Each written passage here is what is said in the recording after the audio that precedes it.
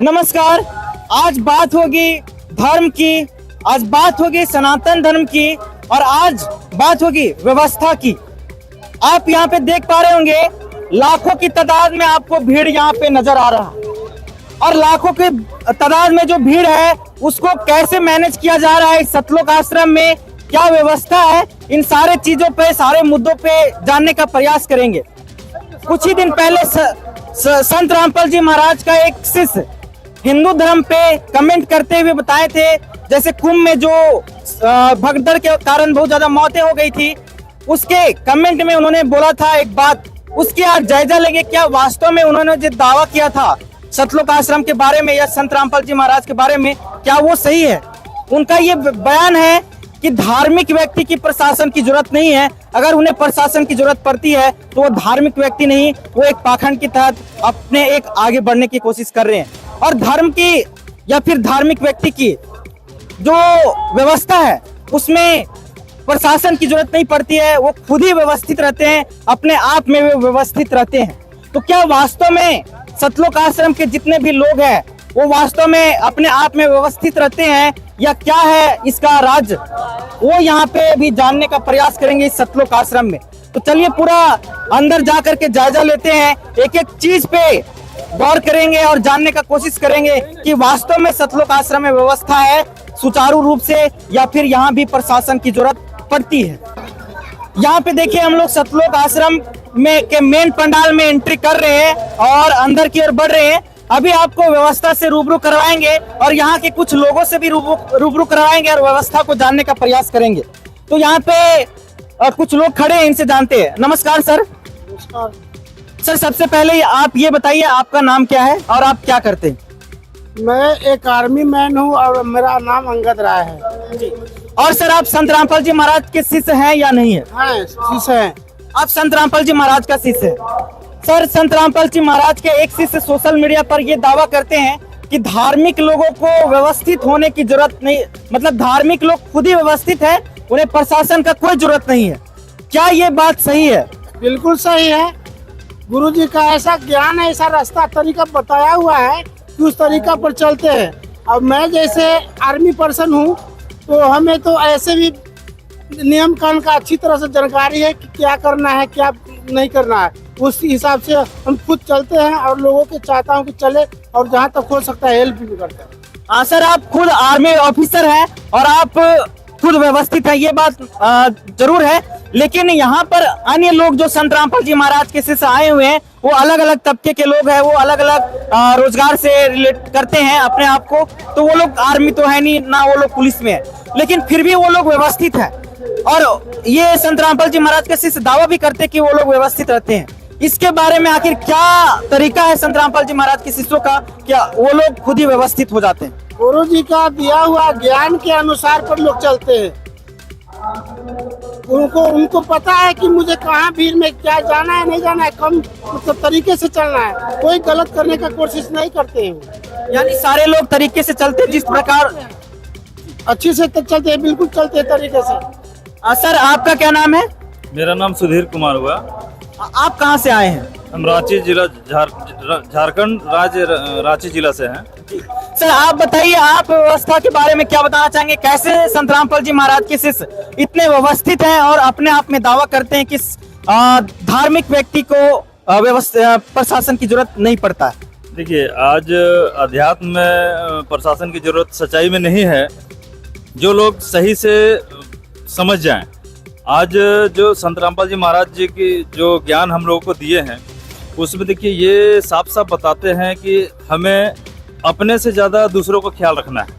तो आज जो और जगत में जैसे कुंभ वगैरह में भी देखे होंगे कि अभी भगदड़ में काफ़ी लोग मर गए, तो वहाँ क्या है कि वो सिर्फ अपना सोचते हैं, लेकिन गुरुजी क्या ना परमार्थ हमें सिखाते हैं ताकि हम दूसरे के बारे में सोचें। तो वहाँ पे क्या ना कि हम अपने से ज्यादा दूसरों को जब ख्याल रखेंगे ना तो ऑटोमेटिक है कि सारा चीज सिस्टमेटिक हो जाएगा। यहाँ पे हम लोगों को अपना लोभ नहीं है, सिर्फ किसी और को कष्ट न हो, ये हम लोगों को गुरुजी सिखाते हैं। तो ये हम लोग सीखे हैं, इस वजह से हम लोगों को कहीं भी प्रशासन का जरूरत नहीं महसूस होता है, ताकि सारा व्यवस्थित जो गुरुजी के ज्ञान आधार पर हम लोग चलते हैं ना तो सारा व्यवस्थित ऑटोमेटिक हो जाता है। वहाँ हमको कहीं भी प्रशासन का जरूरत महसूस नहीं होता है। कैसे सिस्टम बनाते हैं संत रामपाल जी महाराज का? क्या वॉलेंटियर्स का व्यवस्था है यहाँ पे? देखिए, संत रामपाल जी महाराज जी के यहाँ जो शिष्य हैं, कुछ सुरक्षा कर्मी हो गए और कोई पेशेवर वैसे कुछ नहीं है, सब आम भगत ही हैं। तो भक्तों को जो सेवा कर सकते हैं वो उनको दिया जाता है और वो सेवा में हमेशा तत्पर रहते हैं। उनको न कोई पदवी और पोस्ट से कोई मतलब नहीं होता है, वो सिर्फ सेवा करते हैं इसलिए कि वो उन्हें परमार्थ मतलब दूसरे को कष्ट नहीं होना चाहिए, ये हम पहले भी आपको बता चुके हैं। तो ये ज्ञान गुरुजी सबको दिए हैं। तो उस वजह से क्या है कि जो भी सेवा में लगेंगे ना, वो तत्पर सेवा में पूरी तन मन धन से रहते हैं ताकि किसी भी तरह से कोई चूक ना हो।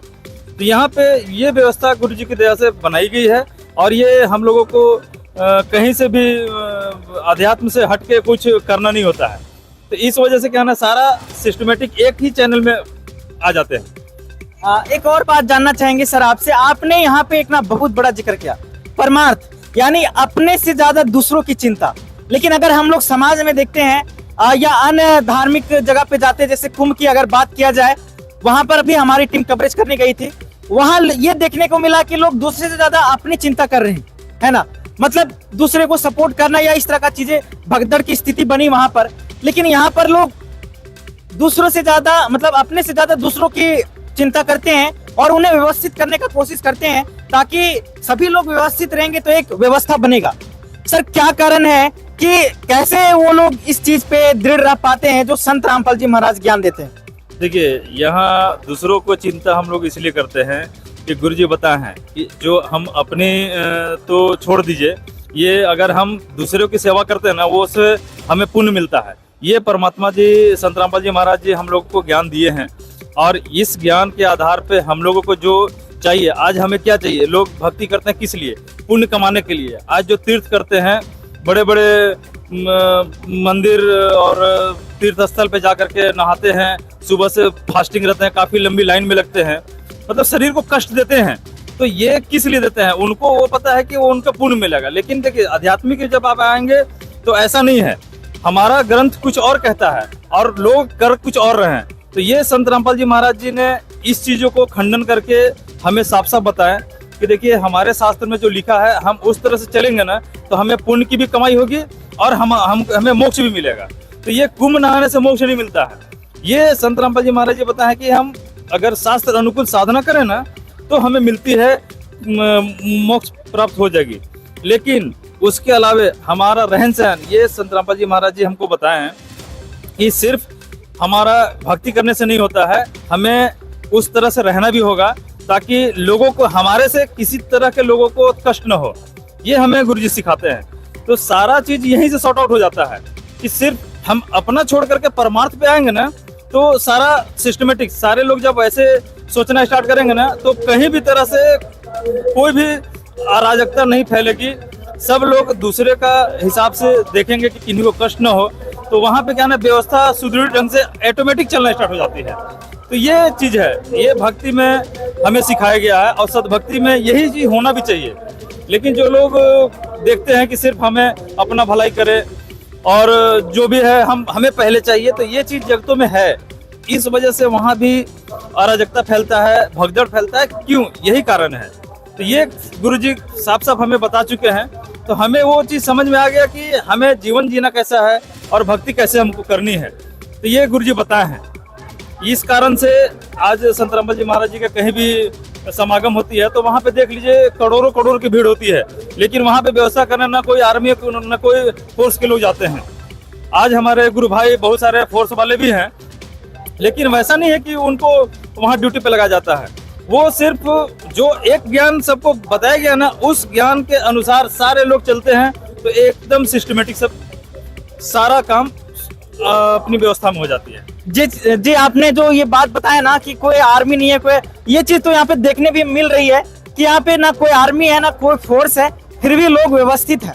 हम आपसे रिक्वेस्ट करेंगे ना कि आप पूरे आश्रम का एक बार हमें जायजा दिखाएं और सारी व्यवस्था को एक बार रूबरू कराने का प्रयास करें ताकि हमारे दर्शक इस चीज से संतुष्ट हो पाए जो संत रामपाल जी महाराज के शिष्यों ने दावा किया है। तो आपसे रिक्वेस्ट करेंगे हमारे साथ आगे भी चले और पूरे आश्रम के आप जायजा दिखाएं।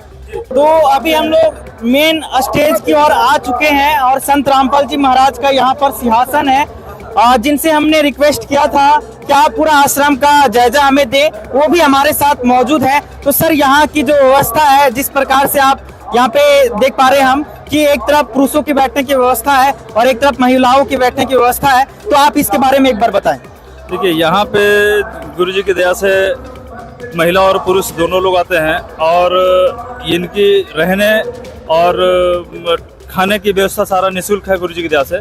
और ये दो भाग में बांट दिया जाता है, एक तरफ पुरुष रहते हैं, एक तरफ माताएं और बहनें की सोने की स्थान है। और यहाँ पे रजाइयाँ, गद्दे, ये सब निःशुल्क गुरु जी की दया से उपलब्ध है। इधर देखिए, आज गुरु जी का दंडवत स्थल बनाया गया है, जो श्रद्धालु आते हैं और दंडवत करते हैं।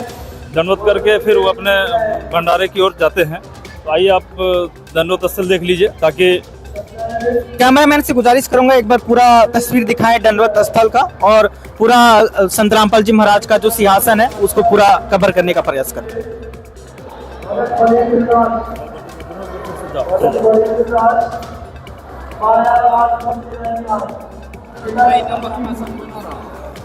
ये देखिए, दंडवत स्थल के बाद हमारी जो व्यवस्थित करने के लिए वॉलंटियर्स हैं, ये देखिए गुरु जी की दया से वॉलंटियर्स हैं और ये झंडे लिए हुए हैं, सत साहिब के झंडा। और ये दोनों तरफ हैं, भक्तों की तरफ भगत भाई हैं और माताएं तरफ माता जी लोग की सेवा है। देखिए, उधर है आपके, और इधर में आपका जोत जलती है, जो हवन यज्ञ कर रहे हैं, वो यहाँ पे हमारा हवन यज्ञ होता है। संत गरीबदास जी महाराज जी का वाणी चल रहा था अभी वहाँ पे। दोनों साइड में है, एक तरफ। कैमरामैन से गुजारिश करूंगा एक बार महिलाओं वाला भी दिखाएं। इधर देखिए, ये महिलाएं की टीम थी, जो माताएं और बहनों गुरु ग्रंथ साहब की पाठ पढ़ रहे थे। तो यहाँ पे आपने देखा पूरा व्यवस्था, जिस प्रकार से इन्होंने बताया, सारे महिलाओं के लिए या भक्तों के लिए, यानी जो यहाँ पे श्रद्धालु जन आए हैं, पुरुष श्रद्धालु और स्त्री श्रद्धालु दोनों, अलग अलग व्यवस्था किया गया है। और साथ में यहाँ पे देखेंगे जो वॉलंटियर्स हैं वो हाथ में झंडे लिए हुए हैं। ये पुरुष श्रद्धालु भी है और यहाँ पे महिला श्रद्धालु भी आप देख पा रहे होंगे। तो इस तरह से सारी व्यवस्था यहाँ पे सुचारू रूप से चल रही है, ताकि कोई भी अफरा तफरी ना मचे। और एक तरह से ये बहुत ही सुंदर नजारा हमको सतलोक आश्रमों में देखने को मिल रहा है। अभी और भी आगे चलेंगे और भंडारा या फिर और भी अन्य जगह पर संत रामपाल जी महाराज के आश्रम की व्यवस्था जानने का प्रयास करेंगे भाई साहब से। सतलोक आश्रम में आगे बढ़ते बढ़ते हमें एक पॉइंट मिला जहां पर चार्जिंग स्थल लिखा है, मोबाइल चार्जिंग स्थल। तो इसकी क्या व्यवस्था है और कैसे सुचारू रूप से ये चल रहा है, इसके बारे में जानते हैं। इसके बारे में हमें कुछ बताइए सर। देखिए, यहाँ चार्जिंग स्थल, जो भक्त आते हैं उनको मोबाइल चार्ज करने की व्यवस्था चाहिए, तो इसलिए गुरु जी की दया से एक जगह बनाया जाता है, ताकि किन्हीं को कोई असुविधा न हो और किन्हीं का मोबाइल अदला बदली न हो। इसलिए यहाँ पे नंबर सिस्टम है, और जो देख रहे हैं ये सारी व्यवस्था गुरु जी की दया से निःशुल्क कराई जाती है। यहाँ पे सब लोग मोबाइल देते हैं, चार्ज होता है, उसके बाद टोकन के द्वारा ही फिर पुनः वापस अपना मोबाइल ले लेते हैं। यानी टोकन सिस्टम है, इसकी कोई चार्ज नहीं लेते? नहीं, ये निःशुल्क है पूरी तरह, और ये टोकन सिस्टम है ताकि किन्हीं को कोई असुविधा न हो। एक बार कैमरामैन से गुजारिश करेंगे, आप पूरा अंदर की व्यवस्था दिखाने का कोशिश करें।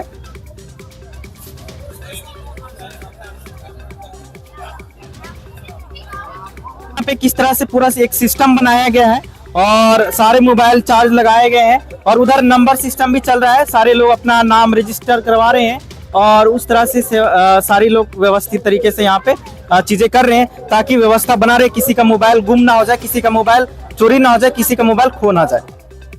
आगे बढ़ते बढ़ते यहाँ पे हमें एक जगह दिखाई दिया जहाँ कुछ लोग पानी पी रहे हैं, कुछ चाय पी रहे हैं। तो इसकी क्या व्यवस्था है और कितना चार्ज इसके लिए लिया जाता है, आइए जानते हैं। इसके बारे में बताने का प्रयास करें। यहाँ गुरु जी की दया से निःशुल्क जलराम की व्यवस्था है, और जलराम, जिनको ठंडा जलराम चाहिए वो ठंडा भी व्यवस्था है, जो जिनको गर्म चाहिए वो गर्म जल की भी व्यवस्था है। ये सारे गुरु जी की दया से निःशुल्क है, और ये 24 आवर मतलब 24 घंटा निरंतर चलते रहता है। जब तक समागम है तब तक निरंतर चलते रहता है। उसके बाद देखिए, आप आगे बढ़ेंगे तो आपको चाय राम की व्यवस्था दिखेगी। जो निःशुल्क और 24 आवर सर्विस है, जो जब मन चाहे, जितनी मन चाहे जो चाय राम लेना है वो अपने इच्छा अनुसार ले सकते हैं। यानी 24 आवर। हाँ जी, हाँ जी, 24 आवर। और जिनको चीनी की चाय पीनी है वो चीनी की, जिनको बिना चीनी की पीनी है वो बिना चीनी की, जिनको बिना दूध वाली पीनी है नींबू चाय, वो नींबू चाय भी गुरु जी की दया से उपलब्ध है।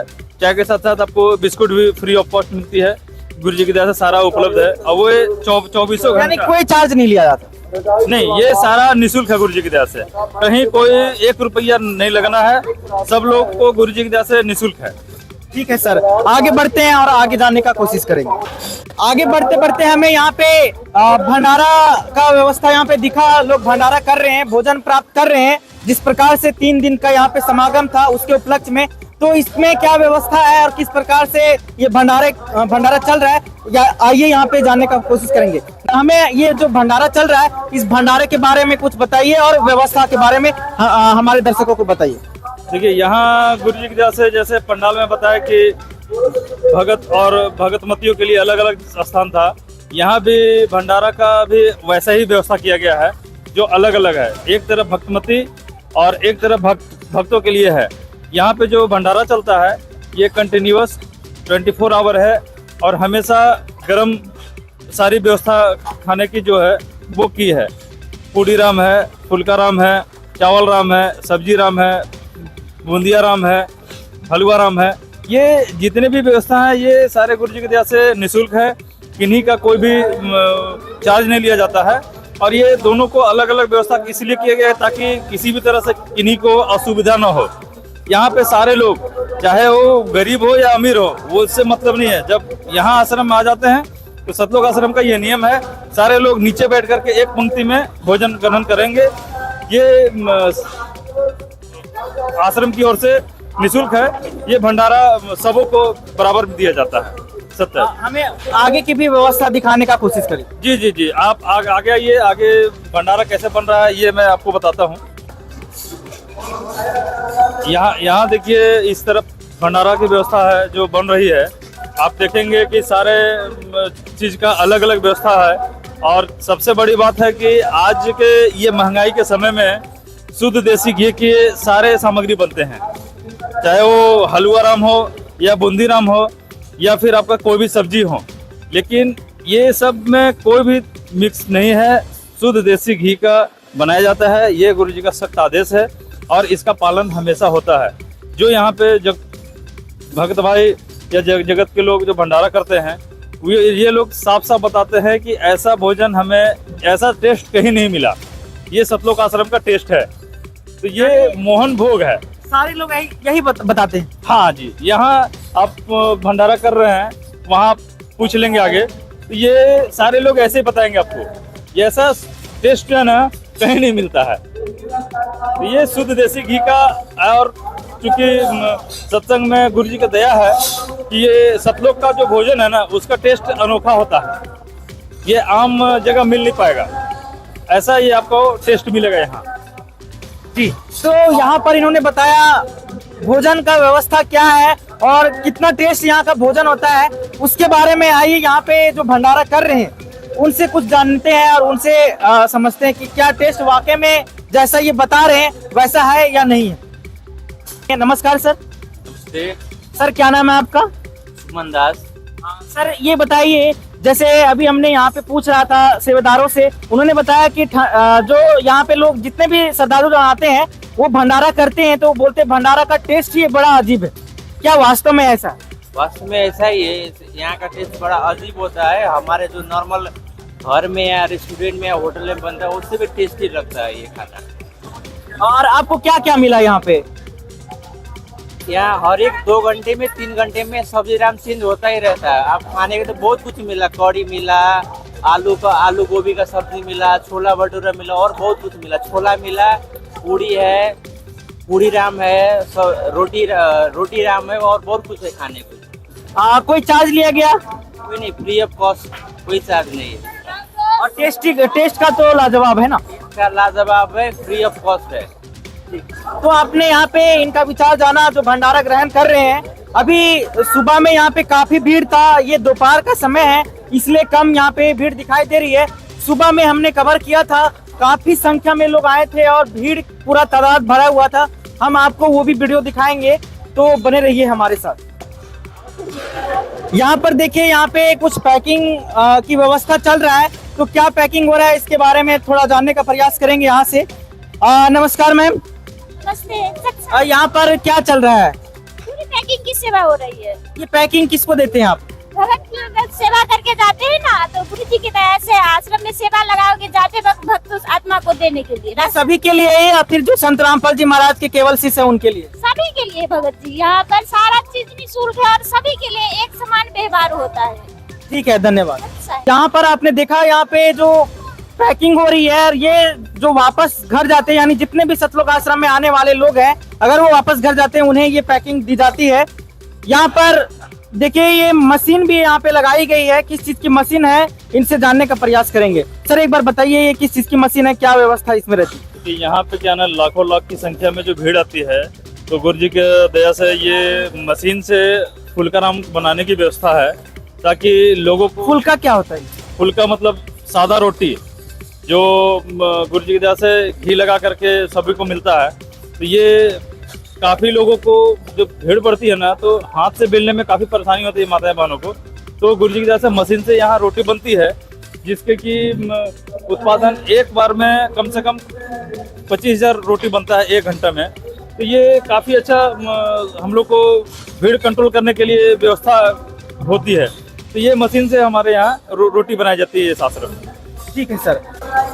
यहाँ पर देखिए, लाखों लोग, जैसे हमने बताया था कि भंडारा कर रहे हैं, अभी भी कुछ लोग यहाँ पे भंडारा कर रहे थे। और यहाँ पर देखिए, बर्तनों का लगातार धुलाई चल रहा है। तो आपको यहाँ पे यहाँ की व्यवस्था के बारे में रूबरू करवाते हैं। यहाँ की व्यवस्था के बारे में कुछ जानकारी दीजिए। देखिए, यहाँ पे जो भंडारा करते हैं और जो थाली, गिलास, प्लेट, चम्मच ये गंदा होता है, तो ये लोगों को साफ करने का अनुमति नहीं है। यहाँ पे जो सेवादार है ना, वो जिनको सेवा मिली है सफाई का, जो बर्तन सेवा बोलते हैं इसको हम लोग संत भाषा में, तो ये बर्तन सेवा में जो भक्तों को सेवा मिलती है वही सिर्फ सेवा यहाँ कर पाते हैं। तो वो यहाँ सेवा कर रहे हैं, जो सफाई में लगे हुए हैं। और उसके बाद फिर ये बर्तन जाएगा, फिर आगे और लोग जो भंडारा करेंगे वो लोग निरंतर करते रहते हैं। यानी जो लोग खुद से भंडारा कर, मतलब जो लोग भंडारा कर रहे हैं उनको खुद से नहीं धोना? नहीं, यहाँ पे सब चीज का सिस्टमेटिक है। जब भंडारा करते हैं वो आराम से बैठेंगे, उन्हें सारा अवेलेबल कराएगा, वो जितना चाहिए उनको, जितना खा पाएंगे उतना मिलता है, कहीं से कोई दिक्कत नहीं है। उसके बाद जब वो भंडारा करके उठते हैं तो उनको थाली और गिलास धोने की जरूरत नहीं है। यहाँ पे ऑलरेडी सेवादार उनसे हाथ से ले लेंगे और वो सिर्फ अपना हाथ धो करके जाके अपनी जगह पे बैठ जाएंगे। यहाँ पे सफाई सिर्फ सेवादार ही करते हैं। तो आप देख पा रहे हैं सतलोक आश्रम का लाजवाब सेवा और लाजवाब व्यवस्था। यहाँ पे खाने के बाद आपको थाली भी नहीं धोना है, थाली धोने की भी व्यवस्था यहाँ पे की गई है, जिसको आप इस तस्वीर में आप देख पा रहे होंगे। कितनी संख्या में यहाँ पे वॉलेंटियर्स लगाए गए हैं, सेवादार लगाए गए हैं, जो लगातार थालियां धोने के या बर्तन धोने की सेवा कर रहे हैं। अभी और भी व्यवस्था आपको दिखाएंगे। यहाँ पे देखिए, जो लोग भंडारा करके आते हैं उन्हें पानी पीने की व्यवस्था यहाँ पे की गई है और हाथ धोने की व्यवस्था यहाँ पर है। वो लोग अपना हाथ यहाँ पर धोएंगे। तो काफी खूबसूरत यहाँ पे नजारा है सतलोक आश्रम में। सारी चीज का अलग अलग व्यवस्था है, कोई भी अव्यवस्था यहाँ पर ना हो, इसका पुरजोर साधन बनाया गया है और लोगों को व्यवस्थित रह सके, लोग व्यवस्थित रह सके, उसका पुरजोर व्यवस्था यहाँ पे किया गया है। और जिस प्रकार से संत रामपाल जी महाराज के शिष्य ये दावा कर रहे थे कि संत रामपाल जी सतलोक आश्रम में सभी चीज का एक व्यवस्थित तरीका है, किसी भी प्रकार का कोई असुविधा नहीं होता है, धार्मिक लोग स्वयं व्यवस्थित होते हैं, उसका एक तरीका यहाँ पे एक नमूना हमको सतलोक आश्रम में देखने को मिला। अभी हम लोग सतलोक आश्रम में जूता घर पहुंच चुके हैं और यहाँ पर कैसे व्यवस्था है जूता रखने की और क्या कुछ चीजें यहाँ पे उपलब्ध कराई गई है वो चीज जानने का प्रयास करेंगे। देखिए, यहाँ जो लाखों की संख्या में श्रद्धालु आते हैं, तो वो चप्पल जूता जो पहन के आते हैं उनको व्यवस्थित ढंग से रखने के लिए, क्योंकि गुरु जी का ज्ञान ही ऐसा है कि सारे जो आते हैं उनको सारा ध्यान रखा जाए, इसलिए जूता घर एक अलग व्यवस्था की गई है ताकि उनका जूता चप्पल जो भी हो हिफाजत से रहे और उनको जाते समय उनको मिल जाए। तो इनका ये व्यवस्था देखिए आपका टोकन के माध्यम से किया गया है, जिसमें कि आपको टोकन थैला में रखता है और उनको टोकन दिया जाता है और वो टोकन के माध्यम से वापस जब वो जाएंगे घर तो उनको जूता या चप्पल जो उनका है वो सकुशल उनको लौटा दिया जाएगा। तो ये व्यवस्था गुरु जी की दया से निःशुल्क है और ये भी 24 घंटा निरंतर चलते रहता है। जब तक समागम है तब तक निरंतर चलते रहता है। यहाँ पे कोई तरह का कोई लेन देन नहीं है, किसी भी तरह का कोई पैसा का लेन देन नहीं होता है और निःशुल्क गुरु जी की दया से है। और माताएं और बहनों और भगत भाई अलग अलग दोनों लोगों की व्यवस्था अलग अलग कर दी गई है, ये गुरु जी के आदेश से अनुसार। ठीक है, आपने यहाँ पे देखा पूरा व्यवस्था इन्होंने बताया कि किस प्रकार से पूरा टोकन सिस्टम है एक, और सारा टोकन दिया जाता है और उनको बाकायदा लिख करके भी यहाँ पे रखा जाता है ताकि किसी भी प्रकार का कोई असुविधा ना हो। जब वो घर अपने घर को वापस आते हैं तो वापस जाने टाइम ये यहाँ से टोकन दे करके वापस जूता ले लेते हैं और पूरा व्यवस्था है और किसी भी प्रकार का यहाँ पे कोई शुल्क नहीं लिया जाता। ये बिल्कुल निःशुल्क है और सारे संत रामपाल जी महाराज के आदेशों पर चल रहा है। यहाँ पर देखिए बूंदिया का और पूड़ियों का ढेर लगा हुआ है, तो क्या कारण है, प्लास्टिक में पैक क्यों किया गया है, आइए इनसे जानते हैं। आप बताइए सर। जैसा कि अभी भंडारगिरी में आपने देखा कि पैकिंग कर रहे थे माताएं बहनों, तो ये जो लोग श्रद्धालु आते हैं बाहर से वो जब घर जाते हैं पुनः तो उनको बूंदी प्रसाद गुरु जी की दया से उपलब्ध कराई जाती है और उनको रास्ते में भोजन करने के लिए पूड़ी राम सब्जी राम की व्यवस्था की गई है जो निःशुल्क दी जाती है। जो लोग जाते हैं जितना टाइम का उनको चाहिए उस हिसाब से यहाँ के जो सेवादार है वो उनको उपलब्ध कराते हैं ताकि उनको रास्ता में जाते समय घर पहुँचते तक में कहीं तकलीफ ना हो, उनको कोई भूख भी लगे तो उनको परेशानी ना हो कि भाई इतनी दूर सफर कर रहे हैं तो तकलीफ है। ये गुरु जी की दया से पूरा ख्याल रखा जाता है कि उनके घर तक जाने की खुराक यहाँ गुरु जी की दया से उपलब्ध कराई जाती है, वो निःशुल्क। ये बूंदी प्रसाद और पूड़ी राम।